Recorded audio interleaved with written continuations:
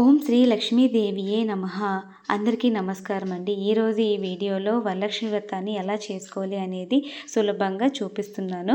అందరూ కూడా వీడియోని లాస్ట్ వరకు చూడండి. ముందుగా మన ఇంటిని అయితే గంగ నీరు పసుపు వేసి ఇల్లంతటినీ శుభ్రం చేసుకోవాలి. మీకు కానీ ఏ రోజైతే వరలక్ష్మి వ్రతం ఉందో ఆ రోజు చేసుకోవడానికి వీలు కాకపోతే ముందుగానే మన దగ్గర ప్రతిరూపాన్ని ఇలా తీసుకొని ఒక కుంభీని దానికి చీర కట్టి ఇలా వరలక్ష్మి దేవిని రెడీ చేయండి. ఆ తర్వాత రోజు మాత్రమే ఇలా ఒక పీటను తీసుకొని ఆ పీటను పసుపు రాసి కుంకుమ బొట్టు పెట్టి ఎరుపు లేదా పసుపు రంగు వస్త్రాన్ని పరిచి మండపాన్ని సిద్ధం చేయాలి. ఆ మండపం పైన లక్ష్మీదేవి ఫోటోని అయితే పెట్టుకోవాలి.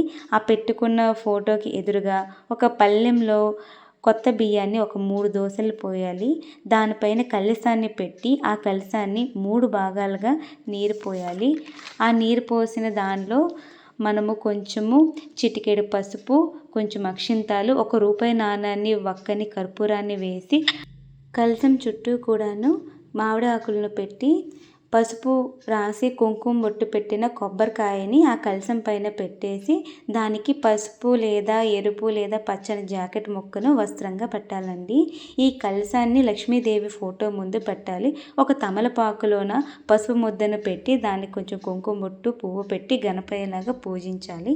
ఇప్పుడు మనం తోరణం అయితే సిద్ధం చేసుకోవాలి. ఆ తోరణం కోసం 9 దారపు ముక్కలను తీసుకొని దానికి పసుపు రాసి 9 ముళ్ళు అయితే వేయాలి. ఈ 9 ముళ్ళు కూడాను లక్ష్మీదేవి 9 నామాలుగా పూజిస్తాము. దీపము అగరబత్తి వెలిగించి ముందుగా పసుపు ముద్దను గణపతిని సమర్పిస్తూ ఓం గణపతాయే నమః అని మంత్రాన్ని 3 సార్లు అయితే చెప్పాలండి. తరువాత కుడి చేతిలో ఒక పువ్వుని, కొన్ని అక్షింతాలని తీసుకొని కుటుంబానికి ఆరోగ్యం, ఐశ్వర్యం ప్రసాదించమని అమ్మవారిని కోరుతూ సంకల్పం తీసుకొని అమ్మవారిని సమర్పించాలి. శక్తి ఉన్న వాళ్ళు కాసునైతే తీసుకొచ్చుంటారు వరలక్ష్మి వ్రతం రోజు.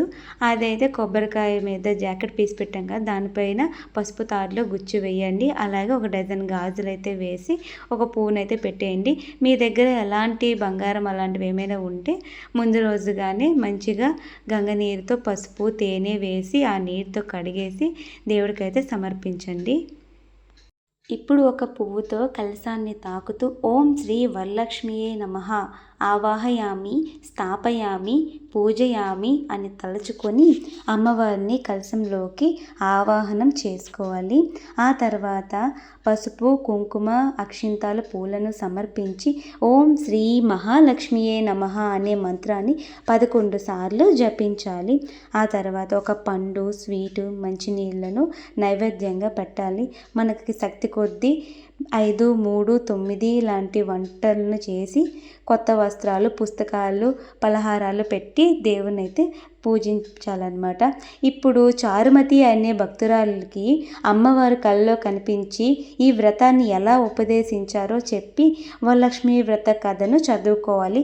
కథ చదవడం రాని వాళ్ళు ఓం శ్రీ లక్ష్మీ ఏ నమః అని చెప్పి పూజించుకోండి.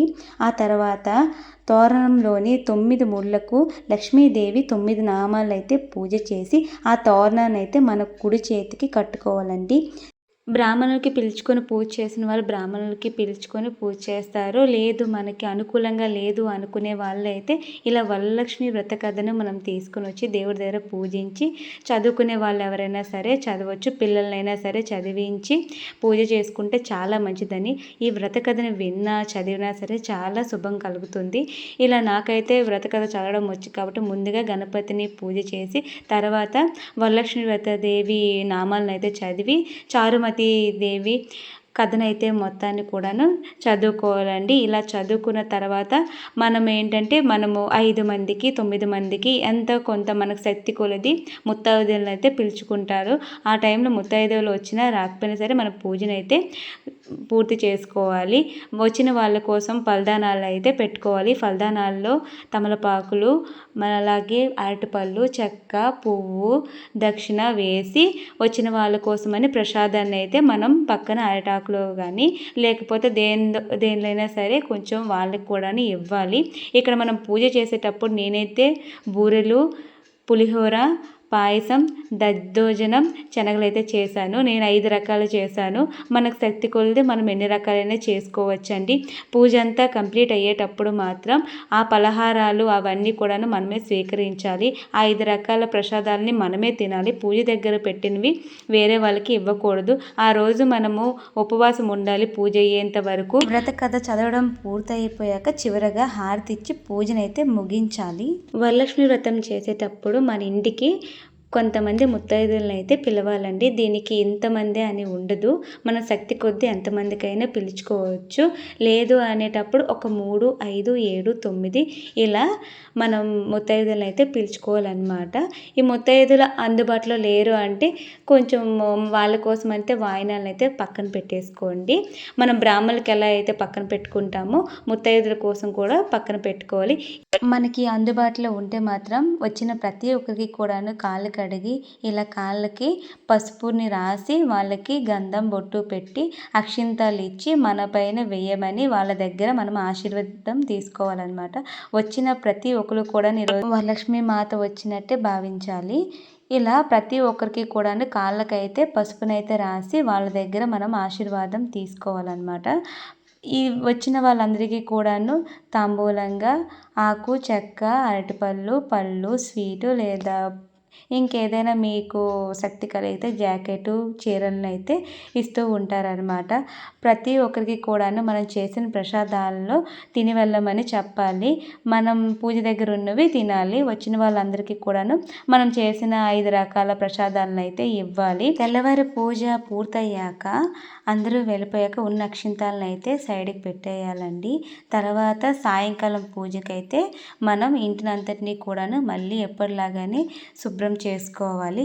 సాయంత్రం మళ్ళీ పూజ అంతా అయిపోయాక గురుదక్షిణ అనేది ఇవ్వాలి కాబట్టి బ్రాహ్మణుల కోసం ఉంచిన బియ్యాన్ని అలాగే గురుదక్షిణని తీసుకొని వెళ్ళి మన దగ్గరలో ఉన్న పంతులకైతే ఇచ్చేసి ఆ రోజు ఆశీర్వాదం అయితే తీసుకోవాలి.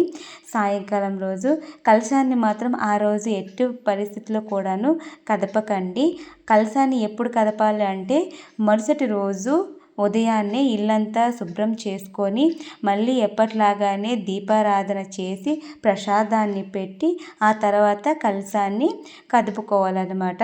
కలశాన్ని కదిపిన తర్వాత పొదల్లో కానీ లేకపోతే మనకి తులసి మొక్కకైనా లేదంటే చెరువుల్లో, నదుల్లో ఆ నీటిని అయితే కలిపేయాలండి. బయట ఎక్కడ పారవేయకూడదు. కలశం పైన ఉన్న ఆ కొబ్బరికాయని అలాగే కలశం కింద ఉన్న మనం వేసుకున్న బియ్యాన్ని తీసి మనం ప్రసాదంగా వాడుకోవాలి. నేనైతే వరలక్ష్మి మాతని ముందు రోజే ఇలా బియ్యాన్ని అలాగే దానిపైన కొబ్బరికాయ పెట్టి నేనైతే చీరనైతే కట్టాను. ఆ రూపాన్ని ఎప్పుడులాగానే మళ్ళీ తీసి మనము ఉంచుకోవాలి. ఇంకో సంవత్సరం పూజ అయ్యేటప్పుడు మళ్ళీ ఆ రూపాన్ని తీసి పాలు, తేనె, మళ్ళీ గంగ నీరు, పసుపు కొంచెం వేసేసి మళ్ళీ ఎప్పుడులాగానే మనం పూజకి వాడుకోవచ్చు అనమాట. ఇప్పుడు ఏంటంటే ఈ బియ్యాన్ని అంతటిని తీసుకొని మనం ప్రసాదంగా మాత్రమే వాడాలి. ఆ కొబ్బరికాయను కూడా ప్రసాదంగానే వాడాలి. కొబ్బరికాయ పైన ఉన్న జాకెట్ ముక్కనైతే మనం కుట్టించి ధరిస్తామంటే ధరించవచ్చు. దాంట్లో ఉన్న గాజులను అయితే మనం వేసుకోవచ్చు. పూజ అయిన తర్వాత నెక్స్ట్ రోజు ఉంటుంది కాబట్టి తీసినవన్నీ కూడా మన చేతికి వాడుకోవచ్చు. అలా పాటించలేము అనుకున్న వాళ్ళు, ప్రసాదంగా చేయలేము అనుకున్న వాళ్ళైతే మాత్రం ఆ కొబ్బరికాయని వెళ్ళి నదిలోనే కలిపేయండి. ఇక్కడ ఉన్న పూజ సామాన్లన్నీ కూడా పూజ అయిపోయాక మరుసటి రోజు తీసుకుని వెళ్ళి నదిలో మాత్రమే కలపండి. ఎక్కడ బయట అలా పెట్టకూడదు.